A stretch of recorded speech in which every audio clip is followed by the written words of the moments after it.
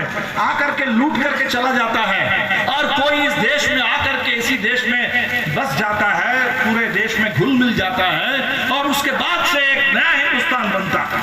आज अगर कोई भी कह दे हिंदू मुस्लिम, हम जो खाना खाते हैं, कोई अगर कह दे कि खाने का ये हिस्सा हिंदू है, ये हिस्सा मुस्लिम है, आप कह नहीं सकते। हम जो कपड़े पहनते हैं, कोई कह दे कि भाई ये मुस्लिम से आया है, ये हिंदू से आया, आप नहीं कह सकते। हम ताजमहल की बात करते हैं, कोई नहीं। अब कुछ लोग ऐसे आ गए जो ताजमहल को कहते हैं कि ये गुलामी का प्रतीक है, जिस पर पूरे हिंदुस्तान को नाज है, दुनिया में पहचान है हिंदुस्तान की। तो इसीलिए ये जो बहुत झूठ नफरत फैला करके देश को बांटने की पूरी एक साजिश हो रही है, मुझे आपसे बस यही अपील है कि हमें अपने नेताओं को, अपने नायकों को जो हम देखना चाहते हैं, उनको सम्मान मिले। उस सम्मान के लिए हम लोग निश्चित तौर पर लड़ेंगे। हमारे विधायक साथियों ने कहा, अभी हम लोग बात जरूर करेंगे, नीतीश जी से भी कहेंगे कि अभी तो आप भारतीय जनता पार्टी के उनकी मदद से नहीं चल रहे हैं, आप तो इस समय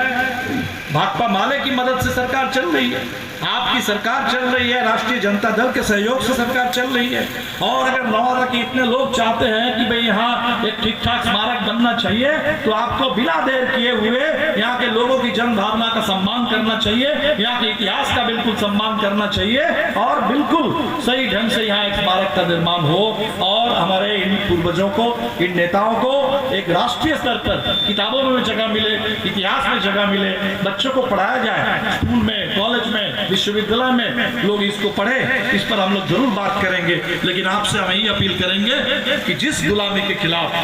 बंधुआ मजदूरी के खिलाफ उस जमाने में जीवन के हर मोर्चे पर, शहर में, गांव में, पंचायत से लेकर के पूरे देश प्रदेश में हमें वो सम्मान चाहिए, और इस लड़ाई को तेज करके हम सब लोग एकजुट होकर के इस सम्मान को हासिल भी करेंगे, और उस सम्मान के साथ साथ अपनी जिंदगी में